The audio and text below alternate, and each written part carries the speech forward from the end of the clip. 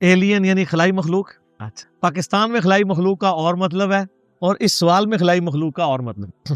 Aliens کا اس طریقے سے ذکر تو قرآن و حدیث میں کہیں نہیں آیا. قرآن و سنت میں 3 طرح کی مخلوقات کا ذکر ہے. سورۃ الحجر میں، سورہ الرحمن کے اندر اور کئی صورتوں میں جنوں اور انسانوں کا ذکر ہے. بلکہ سورہ رحمان میں تو 31 ٹائمز اللہ تعالیٰ نے ان دونوں گروہوں کو ایڈریس کیا ہے. فَبِأَيِّ آلَاءِ رَبِّكُمَا تُكَذِّبَانِ، اے 2 بھاری گروہ ہو تم اپنے رب کی کس کس نعمت کو جھٹلاؤ گے اور کس کس قدرت کی نشانی کو جھٹلاؤ گے. کیونکہ دوزخ کی آیات میں آپ نعمت کا ترجمہ تو نہیں کریں گے نا. اعلیٰ ویسے بھی کہتے ہیں قدرت کی نشانی. اس میں بھی آتا ہے نا خلق الانسان من صلصال کالفخار، ہم نے انسانوں کو پیدا کیا کھنکھناتی ہوئی خشک مٹی سے. وخلق الجان من مارج من نار، اور جنوں کو پیدا کیا ہے آگ کی لپٹ سے. اور آگ میں بھی فلیم کے جو اوپر والا ان سین فلیم ہوتا ہے. آپ اگر آگ روشن کریں نا، ایک موم بتی بھی جلائیں، ایک فلیم آپ کو یلو کلر کا نظر آ رہا ہے، ایک اس کے اوپر بھی ہلکا سا آپ کو یوں ہلتا ہوا ٹرانسپیرنٹ آر پار جس کے نظر آتا ہے، اس فلیم سے جن پیدا ہوئے ہیں، اس لیے جنات آپ کو نظر بھی نہیں آتے. اور سورۃ الحجر میں آیا کہ جنوں کو ہم نے انسانوں سے بھی پہلے پیدا کیا تھا.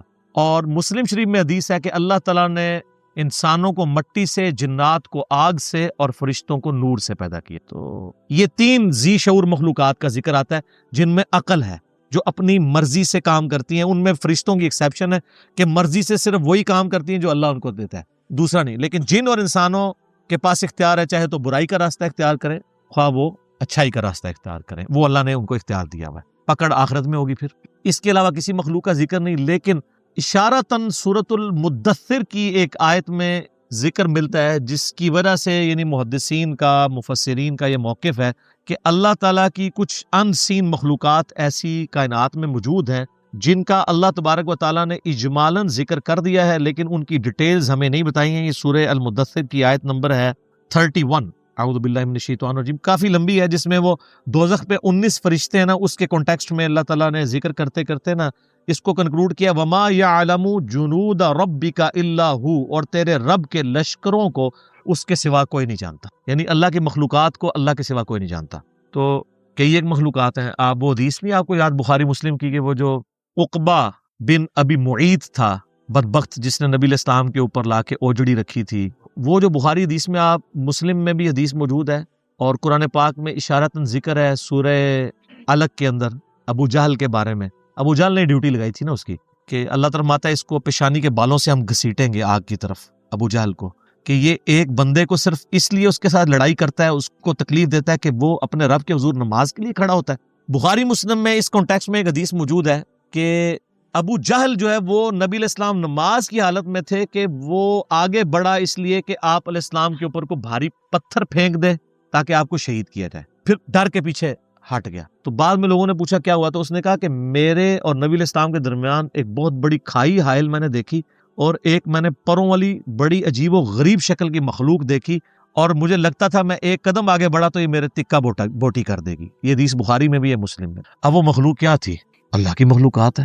دوزخ کے اندر اللہ تعالیٰ نے جو انسانوں کے اوپر مخلوقات مسلط کرنی ہے وہ سمجھانے کے لیے نا، کہ وہ اللہ تعالیٰ فرماتا ہے کہ وہ اونٹ زرد اونٹوں کی مانند جو ہے وہ شعلے ہوں گے.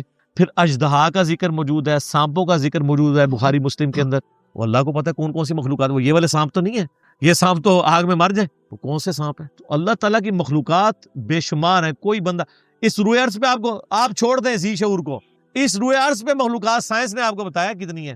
2 ملین سپیشیز ہیں، 20 لاکھ مخلوقات صرف روئے عرض پہ ہیں، اور یہ وہ ہیں جو ڈسکور ہوئی ہیں. یہ کاؤنٹنگ تو چل رہی ہے. تو یہ آیت آپ کو سمجھ آئے گی تیرے رب کے لشکروں کو اس کے سوا کوئی نہیں جانتا. باقی جو فلموں میں اور کہانیوں میں اور افسانوں میں ایلین مخلوق کا ذکر کرتے ہیں، جی یہ ادھر آئی، یہ کر گئی، وہ کر گئی، تو یہ تو ہالی ووڈ کی فلموں میں ہے. جب تک فزیکلی کوئی چیز سامنے نہیں آتی کوئی پروڈیوس نہیں کرتا. اور سر یہ کہانیاں آپ لوگ بھی کروا رہے ہوتے ہیں. خانہ کعبے میں ایک فرشتہ دیکھا گیا، وہ ایک کو روشنی سی نظر آتی ہے، تو وہ تو سر ہمارے سی سی ٹی وی کیمرے میں آپ کو چھوٹے چھوٹے وہ فرشتے نظر آ رہے ہیں. رات کے وقت اس ملک میں جو پولوشن ہے وہ اڑتی بھی جب آپ کو نظر آتی ہے، چونکہ یہ ایچ ڈی کیمرے لگے ہوئے ہیں نا، تو نائٹ ویژن کیمرے، تو آپ کو ذرات اتنے اڑتے ہوئے نظر آئیں گے. تو وہ مجھے جب بھائی پوچھتے ہیں کیا، میں نے کہا فرشتے جو نا، یعنی انڈیا پاکستان بنگلہ دیش فرشتے نے، سائنس اس وہاں فرشتے کوئی نہیں نے، یہ تو انہوں کہانی کرائے گی. فرشتے تو اپنی جگہ ایک مخلوقات ہیں، لیکن فرشتے جو ہیں وہ ایسی مخلوق ہیں کہ اللہ تبارک و تعالیٰ نے اس فزیکل ورلڈ سے ان کو ایک الگ مخلوق کے طور پہ رکھا ہوا ہے. اس فزیکل ورلڈ کی مخلوق نہیں ہے، اس لیے آپ کبھی دیکھ نہیں سکتے فرشتوں کو جب تک کہ وہ اس فزیکل ورلڈ کے جو قوانین ہیں ان کے مطابق انسانی شکل میں نہ آ جائے. جیسا کہ حدیث جبریل ہے، مسلم میں تو ڈیٹیل ہے، بخاری میں بھی ہے. جیسے جبریل علیہ السلام انسانی شکل میں آئے، سفید کپڑوں میں، کالے ان کے یعنی بال تھے، اور ایسے تھے کہ ان کے کپڑے کے لگتا تھا کہ کوئی سفر کے آثار بھی نہیں ہے، اور بندہ بھی کوئی آؤٹ اسٹیشن تھا. وہ جبریل علیہ السلام تھے، نبی علیہ السلام سے 1 to 1 سوال کر کے چلے گئے، گھٹنے سے گھٹنے ملا کے. تو اس طرح ہو سکتا ہے کہ فرشتہ انسانی شکل میں آ جائے.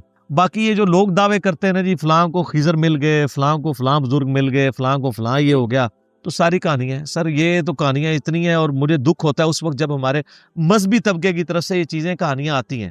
میں آپ کو پتا ہے سبز پگڑی والی جماعت کے ساتھ بھی رہا، میں رائے وینڈ والی جماعت کے ساتھ بھی رہا، اور جماعتوں کے ساتھ بھی، جدھر بھی میں گیا ہوں نا اس طرح کی کہانیاں مجھے ملی ہیں. میں حرم مکہ میں بیٹھا ہوا تھا تو ایک تبلیغی جماعت کے بھائی تقریباً آدھا گھنٹہ میں نے دیکھا وہ یوں دعا کرتے رہے، اور آدھا گھنٹہ دعا کرنا بڑا کنوکشن والا ایمان والا بندہ ہی کر سکتا ہے. ابھی جمعے میں کافی ٹائم تھا، سلام پھیرا، تعارف ہوا، انڈیا کے تھے، تو کرتے کرتے تو وہ کہنے لگے یہ بھی جو ہمارا بنگلہ دیش والا اجتماع تھا نا اس میں صحابہ کرام سمیت نبی علیہ السلام تشریف لائے تھے، لوگوں نے دیکھا ہے. یہ عام ہے، اس کو کہتے ہیں کارگزاری. کیوں سر؟ آپ تو خود جماعت میں ہے نا. یہ جماعت کے وہ رکن ہے جو باغی نہیں ہے، بابی نہیں ہے، بس مانتے ہیں کہ یار یہ کہانی ہے، کرتے ہیں یہ لوگ.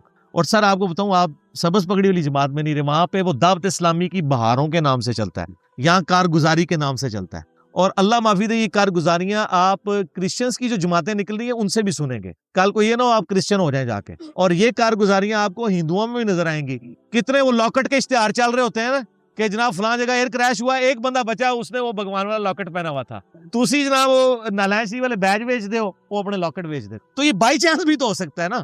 یا تو یہ ہے کہ بھئی آپ ایک جہاز روانہ کریں جس پہ ساری سواریوں کو لاکٹ پہنائیں، اس کو گرائیں، اور کہ سارے بچ گئے، پھر منیں گے نا. ہاں کہانی تو پھر انج ہوندی، گورا تو پھر انج انالیسس کرتا ہے نا، بائی چانس نال تو نہیں ہوتا. یہ ساری کی ساری چیزیں کہانیاں، جھوٹ، اور یہ وہاں بھی ملتا ہے. میں آلموسٹ دعوت اسلامی کے اجتماع میں 6-7 کنٹینیوس اجتماعوں میں گیا ہوں. آلموسٹ ہر اجتماع کے بعد آتے تھے ایک اسلامی بھائی کا بیان ہے، نبی علیہ السلام خواب میں فرمایا جتنے لوگ اجتماع میں ہیں تمام کی مغفرت ہوگی. خوابوں کے اوپر سارے کام چل رہے ہیں. اور یہی رائے ونڈ میں آئے گا تو وہ کہیں گے جھوٹ ہے، رائے ونڈ والے کہیں گے یہ جھوٹ ہے، اور ہم کیا کہیں گے کہ دونوں ہی ایک دوسرے کو نیچا دکھانے کے لیے. او جی پنجے جو خون نکل آیا، تو وہ سب نکال سکتے ہیں. آج کل تو اتنے لوئی ہیں نا، جو مرضی نکالتے رہے، آپ فزیکلی سامنے لائے نا. اچھا جی وہ بزرگ کی لاش فلاں جگہ سے سلامت دی کی، راتوں رات شفٹ کر دی. راتوں رات کیوں شفٹ کی ہے؟ میں نے تو اس کا بڑا سادہ مراد دیا کہ لاش نکالنے کی ضرورت نہیں. جو اب بزرگ مر رہے ہیں بڑے بڑے، ان کو ایک ہفتے کے لیے رکھ دیں چوک میں دھوپ کے اندر، تو دیکھ لیتے ہیں کیا ہوتا ہے، پتہ چل جائے گا. تو عیدی والوں کے پاس کیوں رکھاتے ہیں؟ جتنے اولیاء اللہ کی لاشیں ہیں، اگر وہ ڈلے ہو جنازہ تو وہ جا کے ادھر فریزر میں کیوں رکھواتے ہیں یار؟ انہوں نے تو قبر کے اندر نہیں گلنا، تو باہر رکھیں ان کو. وہ کسی کا پروٹوکول ہے جس کو اللہ دے دے، یہ جنرل رول نہیں ہے. انبیاء کے لیے تو ڈیفینیٹ ہے، انبیاء کے بعد جس کے لیے اللہ چاہے. ورنہ میں نے ان کو کہا کہ کئی صحابہ اکرام ہیں جن کو وفات کے بعد ان کے جسم کا مسئلہ ہوا ہے تو ان کی لاش کی حفاظت تو نہیں ہوئی. ہوا ہے نا، رومن امپائرز کی جنگوں میں کئی صحابہ کو تیل کے کڑاہوں میں زندہ جلایا گیا، روسٹ کیا گیا، ان کو وہ تو نہیں بچے.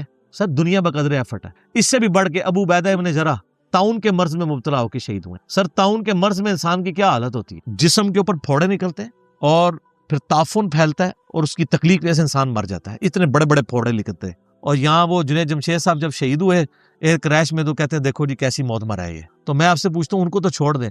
ابو عبیدہ ابن جراح طاعون کے مرض میں فوت ہوئے، اور وہ شخص جس نے یرموک کے اندر رومن امپائر کو گھٹنے ٹیکنے پہ مجبور کیا، بیت المقدس جس کے ہاتھوں پہ فتح ہوا، اور حضرت عمر ان کو آخری وقت تک خط لکھتے تھے کہ تم واپس مدینے آؤ، میں اپنے بعد تمہیں خلیفہ بنانا چاہتا ہوں، لیکن وہ 18 ہجری میں شہید ہو گئے.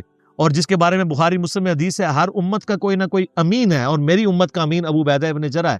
جس کے بارے میں مسلم شریف میں حدیث ہے، عائشہ کہتی ہیں کہ میرا خیال ہے کہ نبی علیہ السلام اگر اپنا خلیفہ کسی کو بناتے تو ابو بکر کو بناتے، اور ابو بکر کے بعد کسی کو بناتے تو عمر کو بناتے، اور عمر کے بعد کسی کو بناتے تو ابو عبیدہ کو بناتے. یہ مسلم شریف میں ہے. اور اس ابو عبیدہ کی موت کس طرح ہو رہی ہے؟ آپ لوگ ہوتے تو کہتے کہ جی وہ جناب نفل پڑھ رہے تھے، سجدے میں گئے اور وہیں پہ وصال فرما گئے. آج کسی بندے کی اس طرح کی موت ہو جائے، دوسرے فرقے والے کہتے دیکھو کتے کی موت مرا ہے. یہی کہتے ہیں نا. سر کوئی ڈیسیژن نہیں کر سکتا کہ اس کا دنیا سے ایگزٹ کیا ہے. کوئی شیر کے پنجرے میں مرے گا، کوئی ایئر کریش میں مرے گا، کوئی سمندر میں ڈوب کے مرے گا، کوئی میدان جنگ میں مرے گا. آخرت فیصلہ کرے گی کہ اس کے ایگزٹ کا انجام کیا ہوا ہے. ورنہ تو طاعون کے مرض میں کتنی تکلیف سے انسان مرتا ہے. آپ سوچ سکتے ہیں کتنے لوگ شہید ہوئے ہیں اس طریقے سے. تو ہم شہید بول رہے ہوتے ہیں، لیکن اگر آپ وہ جو مرض تھا اب تو دنیا سے آلموسٹ ختم ہو چکا ہے. تو لیکن وہ جس طرح موت ہوتی تھی, جو پھوڑے نکلتے تھے اور جو تکلیف آتی تھی, وہ کوئی سوچ بھی نہیں سکتا. تو یہ لوگوں نے اپنے اپنے کرائٹیریا بنائے ہوئے. ٹھیک ہو گیا.